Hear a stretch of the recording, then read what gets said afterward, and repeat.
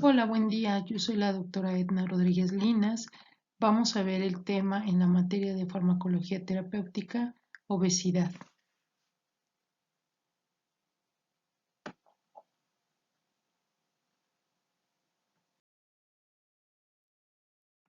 Ejercicio número 1. Una mujer de 53 años vino a la clínica para obtener ayuda para controlar su peso.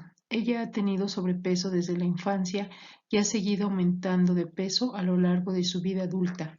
Ha probado numerosas dietas sin éxito duradero. Inicialmente pierde peso, pero luego lo recupera después de unos meses. De otra manera, ella es sana y no está tomando ningún medicamento. Otros miembros de la familia también tienen sobrepeso u obesidad. Ella no hace ningún ejercicio regularmente y tiene un trabajo de oficina sedentario. En el examen mide 5 pies, 3 pulgadas de alto y pesa 260 libras.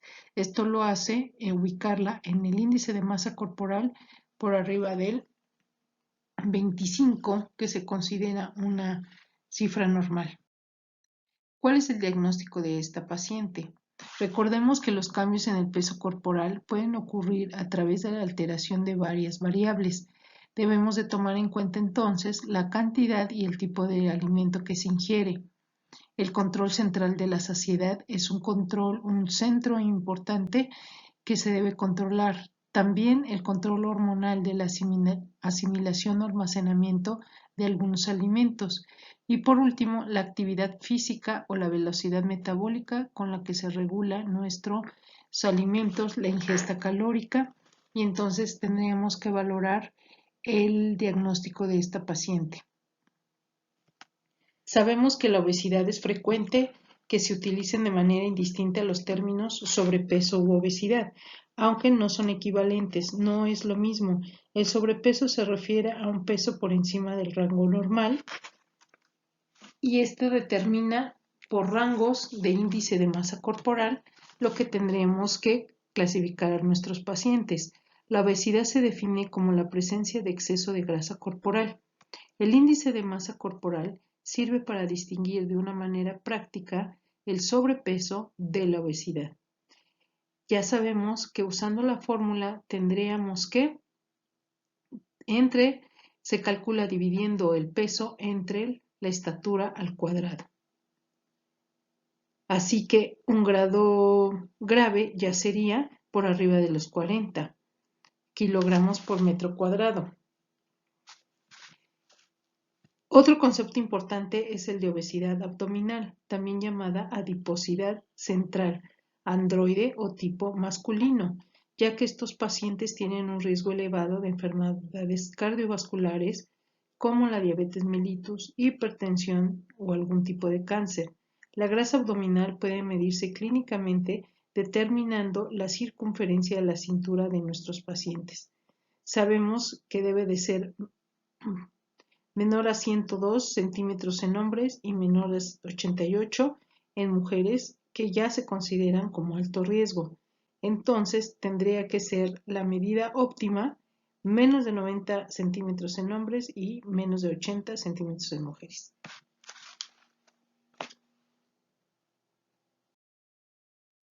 ¿Qué nos dice la epidemiología? La obesidad es una enfermedad crónica cuya prevalencia va en aumento en todo el mundo. En Estados Unidos y en otros países la prevalencia es alrededor del 30%, de acuerdo a obtenido en los años anteriores. En nuestro país la prevalencia va del 25% según la encuesta nacional de salud. Si nosotros observamos esta diapositiva, vemos que en la gráfica de pastel el 61% se ha reflejado en las mujeres, un 14.6% en los hombres, y si observamos bien, las personas que se encuentran en el normopeso están hasta en un 24%. Pero ¿cuántos años menos viven los mexicanos que padecen obesidad? ¿Qué es lo que sucede y por qué? Vamos a definir y vamos a ver la etiología de esta enfermedad. La obesidad se puede definir como el exceso de peso corporal suficiente para aumentar la morbi y la mortalidad en general. Los cambios que se han visto para el peso corporal pueden ocurrir a través de algunos mecanismos. Ya los mencionamos en las primeras diapositivas, donde decimos que la cantidad y el tipo de alimento ingerido tiene algo que ver con este mecanismo del desarrollo de la obesidad. El control central de la saciedad es un control importante, ya que hay hormonas que pueden aumentar o disminuir la saciedad. El control hormonal de la asimilación o almacenamiento pues debe de tener mucha importancia, sobre todo porque a veces juega un papel importante la insulina. La actividad física o velocidad metabólica también son importantes. Dentro de nuestra etiología, muchos de los casos de obesidad están relacionados con problemas no médicos, como el estilo de vida. Algunos pacientes son sedentarios, hay mucho aumento en la ingesta calórica y menos disminución del gasto calórico. La suspensión del tabaquismo es una causa común y relativamente predecible de aumento de peso. Existen medicamentos que pueden inducir aumento de peso, por ejemplo, como los psicoactivos, antiepilépticos, hipoglucemiantes orales, insulina, hormonas, como algunos anticonceptivos orales. Es poco frecuente que algunos pacientes obesos tienen causas neuroendocrinas potencialmente tratables, como el síndrome de Cushing. También la presencia de este síndrome hace que muchos pacientes pues tengan obesidad. También se ha demostrado alguna influencia como factores psicológicos o genéticos. Se dice que puede ser esta enfermedad multifactorial porque también hay factores ambientales que pueden condicionar esta enfermedad.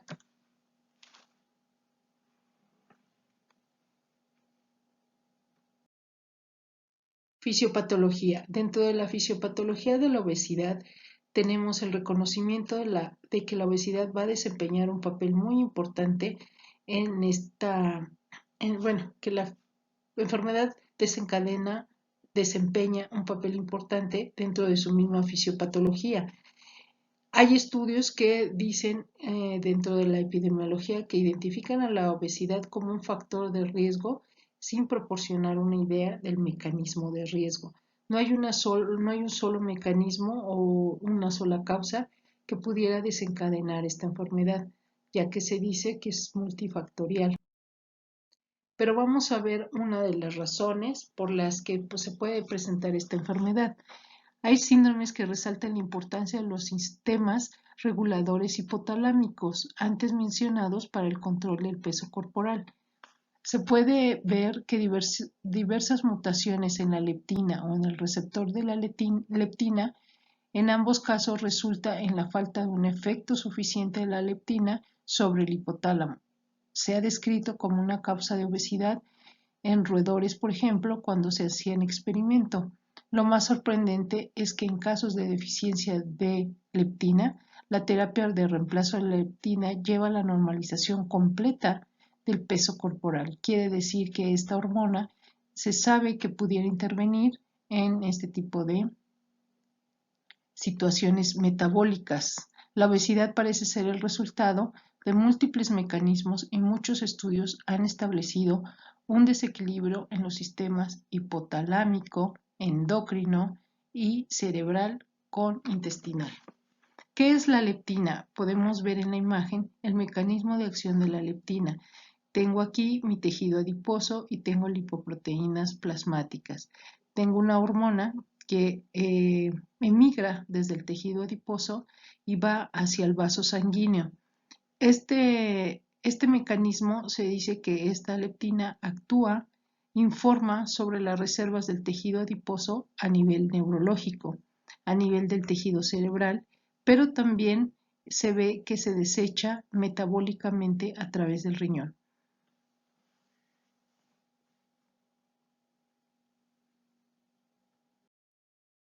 Por ejemplo, la diabetes mellitus tipo 2 a veces se manifiesta clínicamente por un aumento repentino de peso, y este trastorno puede ser difícil de controlar sin la pérdida de peso, lo que refleja el carácter resistente a la insulina. Aquí hay un mecanismo de resistencia a la insulina del estado obeso o del paciente obeso. Aún más, si se puede perder el peso, la diabetes puede otra vez convertirse en latente.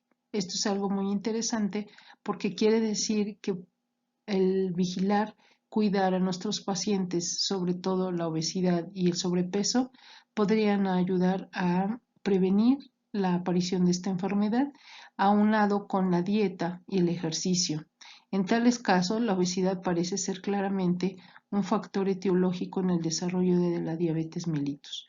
Sin embargo, las inyecciones de insulina pueden ser necesarias para controlar los síntomas de la diabetes en este paciente. Exacerban aún más el aumento de peso, pero hay que ver si esto lo precipitó en primer lugar. Tenemos otra vez a la leptina en el tejido adiposo, esto que puede ocasionar alta presión sanguínea porque puede haber un aumento de la resistencia periférica. A nivel tiroideo también hay una relación. Esta leptina puede disminuir la secreción de insulina estimulada por glucosa. También actúa en el corazón, causando el aumento de la frecuencia cardíaca. Regula la masa ósea. La leptina también regula el ciclo menstrual. También la leptina actúa o activa, más bien activa las células inmunes, y también se ha visto que es el control del apetito o el centro de la saciedad, del metabolismo y la homeostasis energética.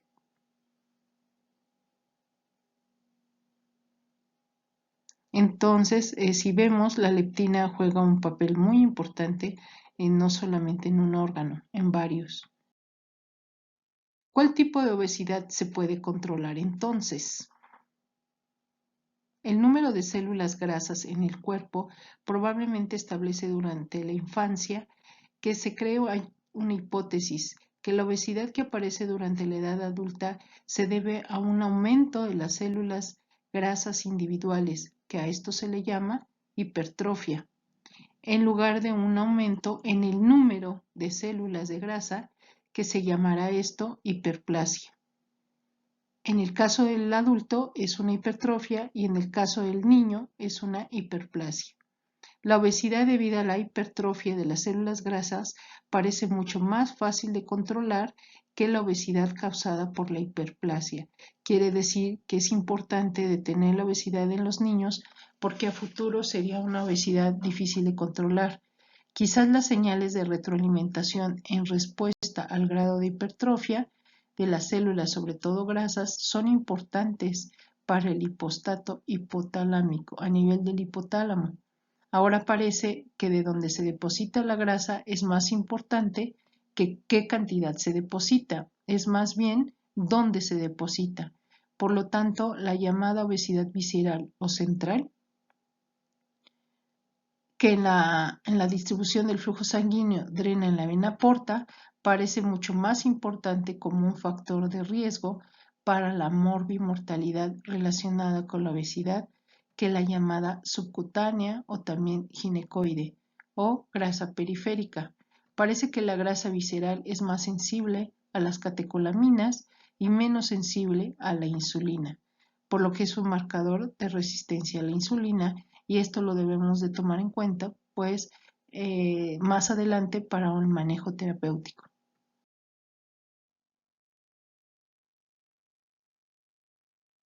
¿Cuál es el papel que juega la obesidad en otras enfermedades?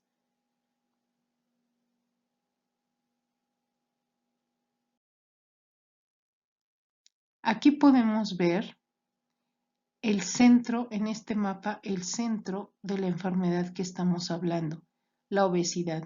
Si nos damos cuenta, la obesidad, tenemos un aumento en el almacenamiento de grasa visceral.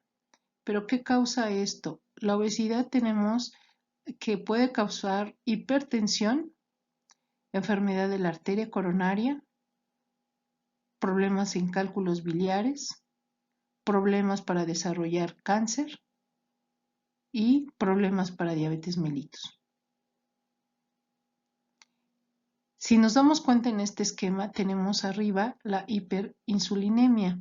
Esta hiperinsulinemia va a tener problemas sobre el tono simpático porque va a estar aumentado. Esto va a desencadenar que la hormona tiroidea aumente y también el almacenamiento de grasa cause una ingesta calórica muy alta. Estas consecuencias pueden caer sobre los riñones, aumentando la reabsorción de sodio y causando la hipertensión, o sobre el corazón, aumentando el gasto cardíaco, resistencia periférica e hipertensión, o en el endotelio de los vasos, aumentando la vasoconstricción y aumentando la hipertensión. La hipertensión entonces va a ser causada por un aumento del tamaño del músculo liso a nivel vascular, o también llamado hipertrofia del músculo liso vascular, por la presencia de una hiperinsulinemia. Vamos, por ejemplo, a mencionar el caso del cáncer, cómo la obesidad puede favorecer la aparición del cáncer. El cáncer viene desde la aparición del aumento de los estrógenos. Va a haber un descontrol o desequilibrio entre el aumento de la inversión o la excreción de algunas hormonas, como el colesterol, que es muy importante para la síntesis de algunas hormonas.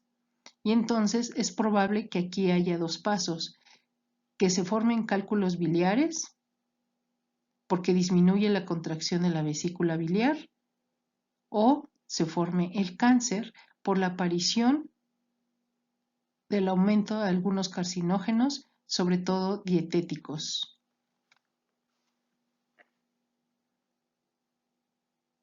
En el caso de la diabetes mellitus, aparece, como dijimos, hay una resistencia a la insulina. Esta resistencia a la insulina puede provocar una hiperplasia de los islotes pancreáticos.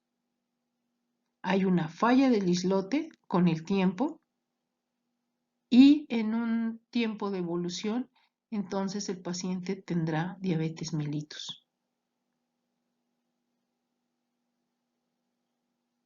Y así podemos ver toda la relación que tiene una sola patología con la aparición de muchas enfermedades concomitantes, y que esto pudiera complicar mucho al paciente, pero sobre todo el manejo terapéutico. ¿Cuáles son algunas enfermedades? Ya las mencionamos, podemos mencionar otras que van a estar relacionadas con la obesidad: hipertensión, diabetes mellitus, enfermedad de la arteria coronaria, cálculos biliares, muerte súbita, miocardiopatía, apnea del sueño, hirsutismo, osteoartritis, gota, accidentes cerebrovasculares o algunas neoplasias como el cáncer de mama, cáncer de endometrio, cáncer de ovario o cáncer cervical.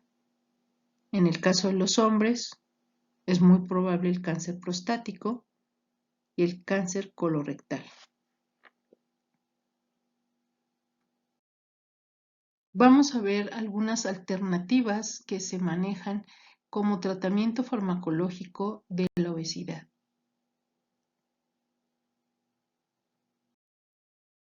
¿Cuál es el manejo terapéutico que se ha visto que es más frecuente? Tenemos el Orlistat como fármaco que inhibe la lipasa pancreática, que es una enzima, por lo que reduce la absorción de la grasa en el intestino. Este Orlistat puede interactuar si se combina con algunas vitaminas como la A, la D, la E y la K, disminuyendo su absorción. Este fármaco entra dentro de la categoría B, quiere decir que sí tiene un poco de riesgo, pero está en estudio. La posología para este fármaco es la vía de administración oral. Como se ve en la imagen, se encuentra de manera oral.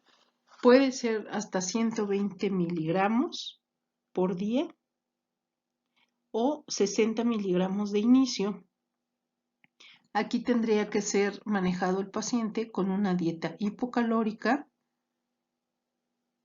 con una disminución en la ingesta de la grasa, y se puede omitir o puede dejarse de tomar la cápsula si, si la comida o los alimentos no contienen grasa. Este fármaco no es recomendado ni para personas o pacientes menores de 18 años ni para personas de la tercera edad. Es un inhibidor potente, se ha encontrado que es un fármaco potente, específico y de larga acción, sobre todo de las lipasas a nivel intestinal.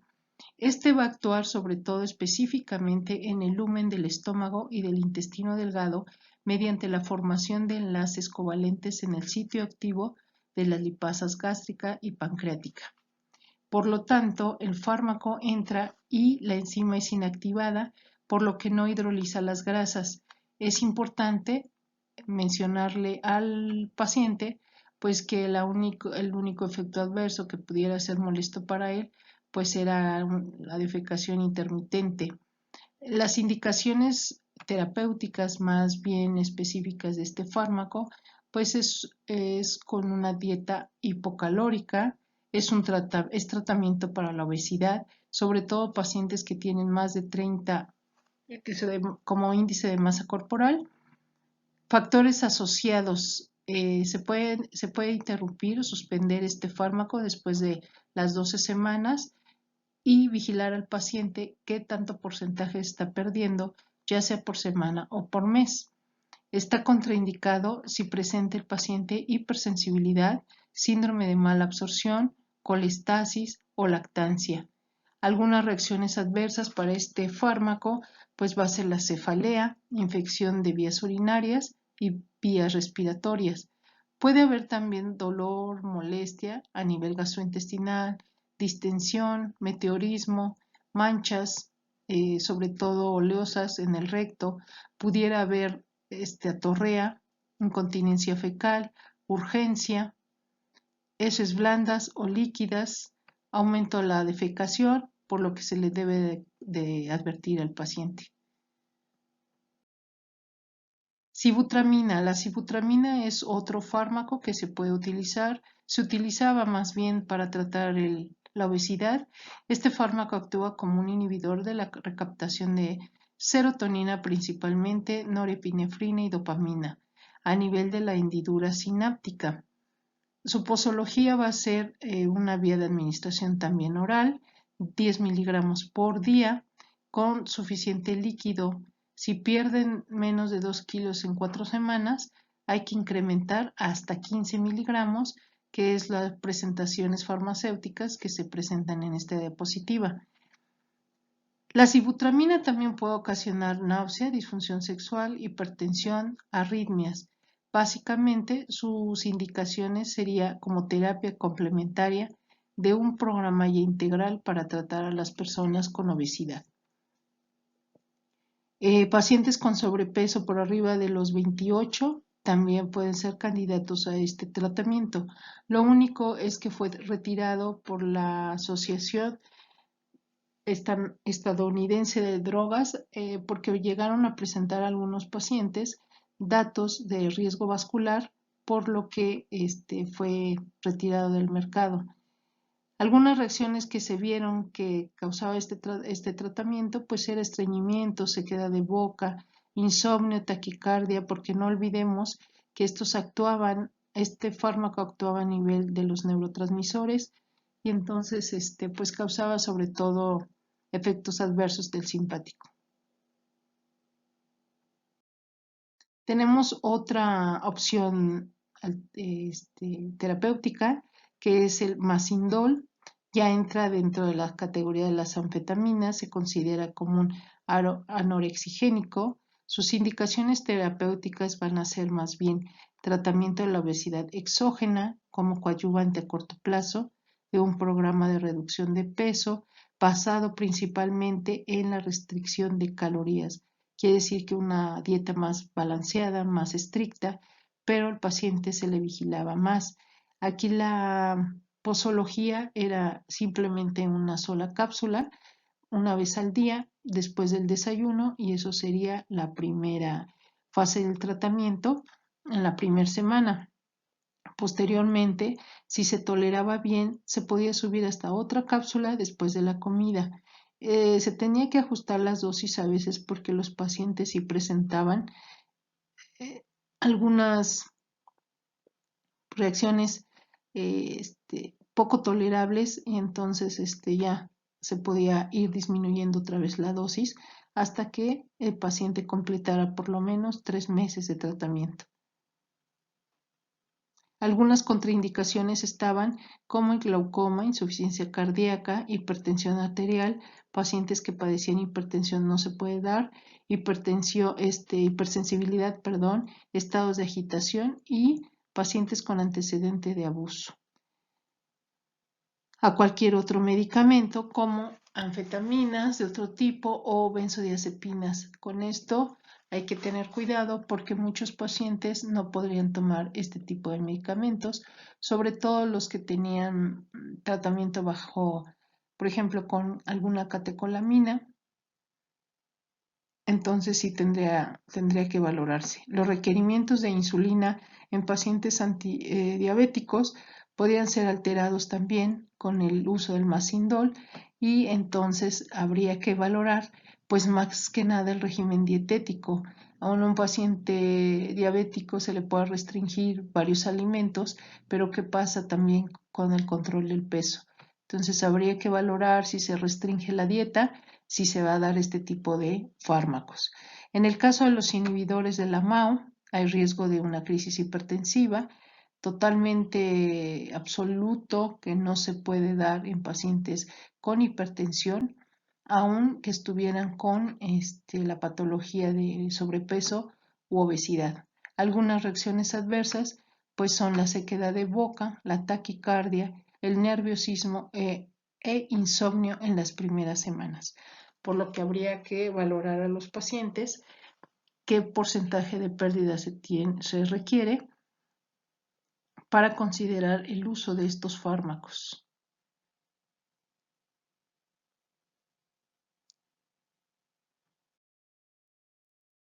Y bueno, esto sería el resumen, lo más importante del tema de obesidad que ya que ya se estará viendo en sus clases de manera grupal para considerar los comentarios, las dudas y hacer algunos ejercicios como la primera diapositiva.